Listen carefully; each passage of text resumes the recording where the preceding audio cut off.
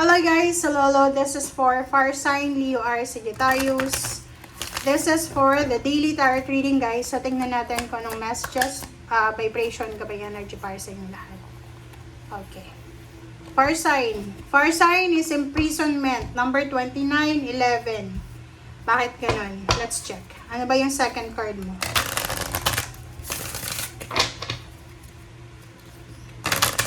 Today is 20. So, this is for the April 21, 22.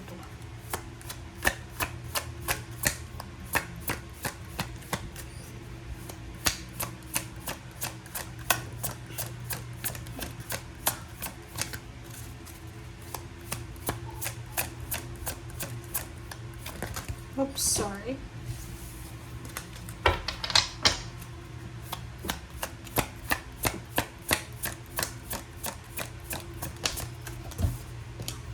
Okay, renewal and imprisonment.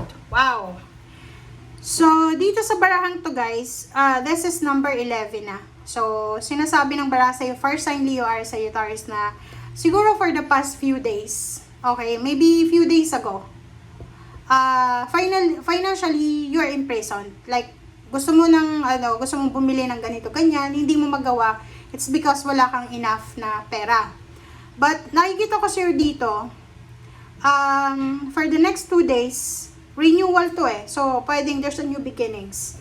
Makakaalis ka na dito sa imprisonment na yan. You will be released. Okay? Kumbaga magkakaroon ka ng freedom, makakaalis ka sa kung ano man na stagnant na situation. It's either money or love life. And sinasabi ng baraha sa'yo dito sa imprisonment na yan na yung minamanifest mo, as long as na para sa kabutihan yan, mangyayari yan. Pero kung nagmamanifest ka ng kasamaan, hindi yan mangyayari, syempre. Okay? The renewal is here. There's a forgiveness, reconciliation, new job contract, renewal of contract, new parang reclaiming of your power. Parang ganon. Reclaiming of your power. So, marireclaim mo yung power mo. And sinasabi ng baraha sa'yo dyan na motivation, a new inspiration, new motivation ang posibleng center mo sa dalawang araw na yun. Parang sinasabi ng baraha, halimbawa lang, this one is literal siya ha, literal. May mga Fire Sign Leo R Sagittarius na may mga na-involve kayo sa mga utang, like member ka sa isang lending agency company na umuutang ka. And then, siguro tapos ka na sa pagbabayad. Ngayon, 2 araw nito, magre-renew ka. So, may perang parating sa'yo. Magre-release ka ng lump sum of money. Okay? So, 3 of Cups. Wow. Ace of Pentacles. Ang galing ng mabarahan nyo, guys. Okay. Sinasabi ng baraha sa'yo dito na it's either this is the current situation, pwedeng ngayon siya, or pwedeng sa future. Kasi pwedeng ito future siya. So, sinasabi ng baraha, pwedeng ngayong araw na ito, bukas, next week, there's a celebration here. So, pwedeng ikaw ay imbitado sa isang okasyon, kasal, binyag, birthday, gatherings, family gatherings, or any celebration of love, celebration of success, celebration of good health, or whatever man na isa-celebrate. Another dito is, isa sa mga isa-celebrate nyo is yung new job. Pwedeng yun, magre-renew ka ng contract, magpipirma ka ng another contract, ng new contract. Or pwedeng yung iba sa inyo dyan sa utang, sa lending. So, pwedeng may papasok na malaking halagang pera sa 2 araw na ito para sa'yo. Another is the Queen of Pentacles. So, wala kang masyadong issue sa pera. Kasi ngayong araw na ito ay may hawak kang pera. Okay? May hawak ka. Wala kang problem sa salapi.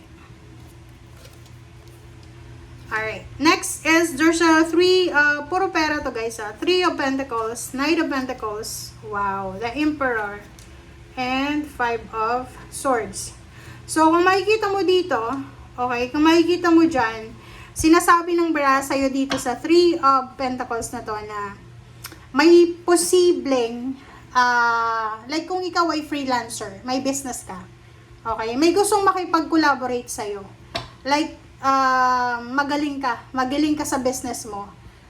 Magaling ka, sobrang galing mo. So, dito sa Knight of Pentacles, ang taong ito is Emperor siya. So, isang napakalaking kontrata, napakalaking pera ang gustong i-invest sa'yo ng taong ito. Kumbaga gusto niyang gamitin yung skills mo. Gusto kanyang gawing worker. Gustong gawin kanyang, or pwedeng gusto kanyang i-promote na maging emperor. Okay, so please comment down below. Kasi this one is negotiation eh. The Three of Pentacles is a big negotiation. So, meron ditong kailangan mong i-negotiate. Meron ditong kailangan na tapusin, na usapan. Or maybe you're asking for several questions regarding sa business mo, sa plano mong trabaho, or whatever man. And nakikita ko sa'yo dito, pwede din na may promotion, salary increase, higher position, or mga lump sum of money, payments, payouts, or whatever na finances siya.